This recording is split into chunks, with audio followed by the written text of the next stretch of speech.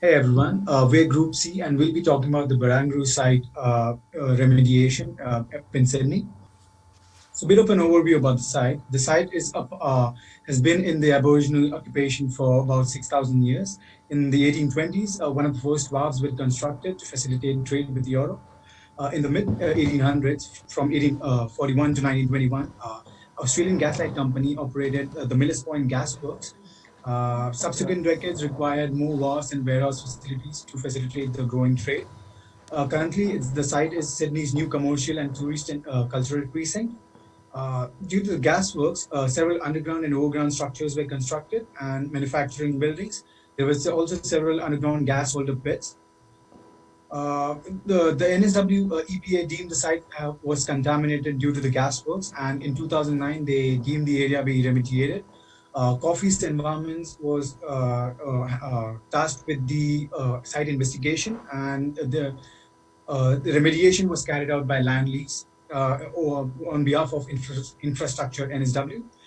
During the course of the remediation, over 500,000 tons of contaminated waste were excavated from the site, and 10 million liters of contaminated wastewater was treated. A bit of a geology about the slide. The site is underlain by Hawkesbury sandstone, also known as the Sydney sandstone. Like I mentioned about the underground structures, it has shallow fill, which is overlain by concrete structure. The fill is deeper in certain sections of the gas works. The soil classification of the site is Hawkesbury sandstone, which is a medium coarse grain sandstone, which is also it consists of quartzose sandstone, which is about 70 to 80% of the stone, and small portion of clay, feldspar, and iron compounds also present. The shape varies from round to subangular with a distinct crystal formation. Our typical sieve analysis leaves 70% passing and 10 to 20 millimeter size. So the hydrogeology of the Barangaroo site is influenced heavily by its proximity to Darling Harbour, with groundwater levels observed to fluctuate with the tidal levels. Looking at the graphics we have here, you can see the hydraulic gradient of groundwater flow during the low, high and interim tides. During the low tide, the groundwater has been observed to flow in a westerly direction towards the harbour. During high tide, the groundwater flows in an easterly direction towards the gasworks site, and between tides, groundwater flows towards the harbour as well. The hydraulic gradients observed during the low, interim and high tide are 0.003, 0.008 and 0.006 respectively, indicating a direct hydraulic relationship between the site and Darling Harbour. As a result of this tidal interaction, groundwater velocities observed at various locations around the site vary quite significantly. Higher groundwater velocities between 6.3 and 57 metres per day were observed during low tide periods, which you can see in this figure here, and can be attributed to the higher hydraulic gradient mentioned before. During high tides, the groundwater velocity was observed to be slightly lower, ranging from 3.2 to 28 metres per day. Hydraulic conductivity was observed to vary quite significantly across the site, which is to be expected with the variation in geology as mentioned earlier. The majority of observation wells recorded hydraulic conductivity values between 211 and 1,894 metres per day. However, 2 observation wells recorded a hydraulic conductivity between 4,835 and 1 million metres per day. This significant increase in hydraulic conductivity suggests a potential strata failure and further emphasises the need for remediation at the site. A selection of analytes have been chosen to demonstrate the poor groundwater quality across the site. As you can see from the graph, only mercury and xylene were observed to lie below the safe concentration level. The maximum concentrations of petroleum hydrocarbons and polycyclic aromatic hydrocarbons in particular are concerning, each with levels over 3,000 times the trigger concentration. The adverse health effects of these analytes will be discussed in the following toxicity report. So the major problematic contaminants found in the site in excess were total petroleum hydrocarbons, polycyclic aromatic hydrocarbons, benzene, toluene, ethylbenzene and xylene, heavy metals, and asbestos. The hydrocarbon group of contaminants are highly volatile compounds, which are also moderately water soluble. Routes of exposure include inhalation, ingestion, and dermal contact. This means that there is a high risk of exposure. There are several possible health implications from exposure to this group of contaminants. Short-term effects include respiratory issues, headaches and dizziness, nausea, vomiting, fatigue, inflammation, eye and skin irritation, and with long-term implications being carcinogenicity, lower immune system function, depression, genetic mutations, hormone imbalances, birth defects, and effects to the brain and nervous system. A number of heavy metals were also detected at the site, including arsenic, cadmium, copper, chromium, lead, and mercury, based on the investigation carried out by ERM Australia in 2010. Heavy metals are both bioaccumulative and toxic to humans and animals. Heavy metal poisoning can lead to lower energy levels and decreased function of major organs such as the brain, liver, kidneys, and lungs. Long-term exposure causes deterioration in physical and neurological health. Routes of exposures are inhalation, ingestion, and dermal contact. Another high-profile contaminant found at the site was asbestos. The main route of exposure is through inhalation due to the brittleness and fibrous structure of the material. Asbestos is carcinogenic and linked to certain respiratory diseases. Other hazards identified were concerned with sight and odor issues. Tar was found in certain areas of the site, causing black stains in basement areas and offensive odors. The hydrocarbons and asbestos may also contribute to air quality issues. The potential risks were determined to be high and extreme for the major contaminants and therefore must be remediated. So speaking about the recommended remediation strategies, we'll first move on to chemical washing.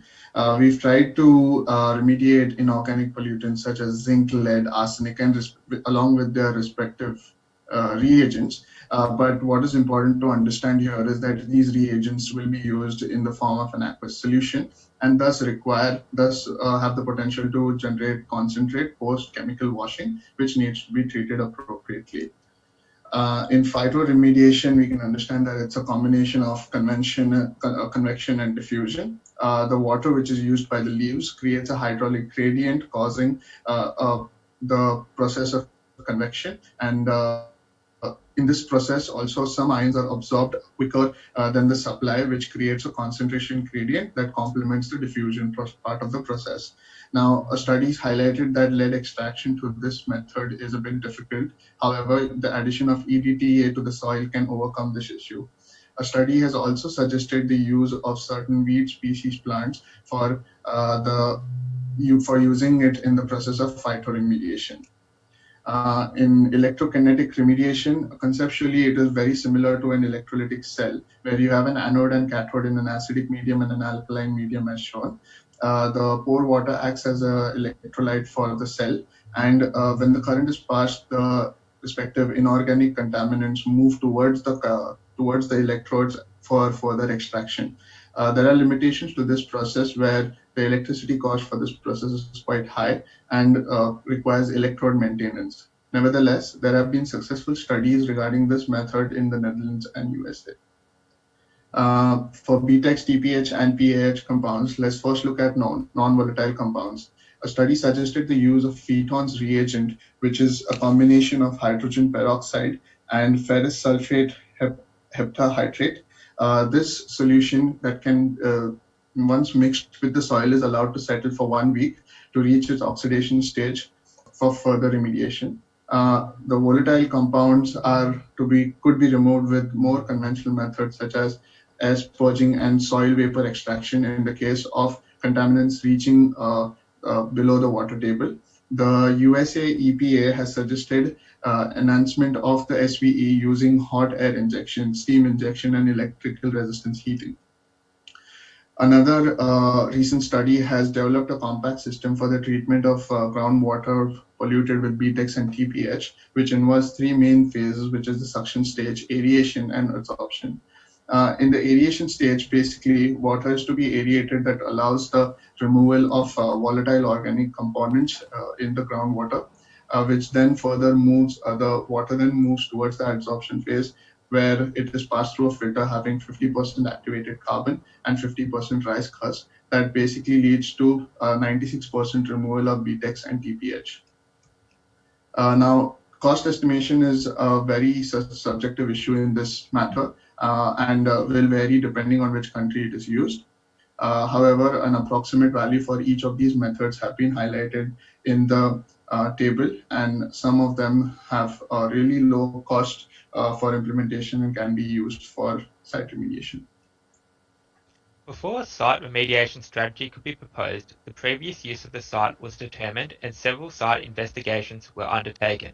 A sampling analysis plan was created where primary soil samples and primary groundwater samples were analysed. Next slide, please. Different remediation techniques were considered by the Barangaroo Independent Remediation Review Panel. Guidelines relating to the assessment of former gasworks sites were considered.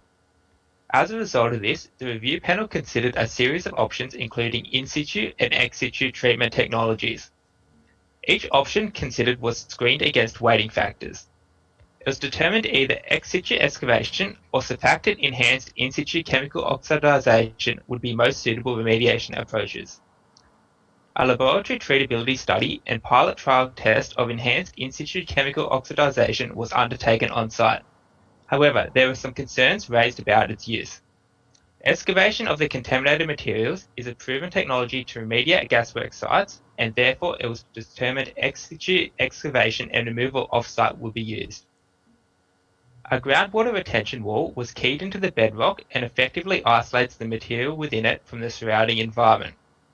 The wall minimised water flow into and out of the area during the remediation works. This helped prevent the spread of contaminants in the groundwater, which could eventually end up in the Sydney Harbour. Based on the contaminated material to be excavated, it was predicted there would be significant odours released. To combat this, an odour control enclosure was built around the retention wall. This prevented gases escaping during the excavation by having the enclosure under negative pressure. The gases passed through a treatment system before they were released through a stack with monitoring equipment. The excavated material was classified and stored in bins until it could be determined if the material could be beneficially reused on site or whether it contained contaminants and had to be disposed of off-site. If the soil was found to be contaminated, it was loaded onto trucks where it was covered by a foam agent to stop dust and smells escaping during transport. The contaminated soil was then disposed of at a New South Wales EPA licensed disposal facility. An on-site water treatment system was operated to treat contaminated water from the site. The water passed through a variety of treatment processes before it was released into the Sydney Harbour. In total, over 10 million litres of contaminated water was treated. The excavation of contaminated soils and treatment of contaminated water proved to be highly effective, with the New South Wales EPA formally ending the declaration for the site in June 2020. In conclusion, the former Millers Point Gas Works left a wide range of contaminants which had to be remediated prior to future use of the site. A site characterisation and risk assessment was performed before remediation strategies were recommended. The recommended remediation strategies included chemical washing, phytoremediation, air sparging, and soil vapour extraction. This was then compared to the actual remediation of the site, where the contaminated water was treated and contaminated materials was excavated and disposed of at licensed landfill sites. All the mentioned technologies will likely result in the site being effectively remediated. Therefore, the exact remediation approach should be determined in consultation with the client depending on factors such as cost, time, and reputation.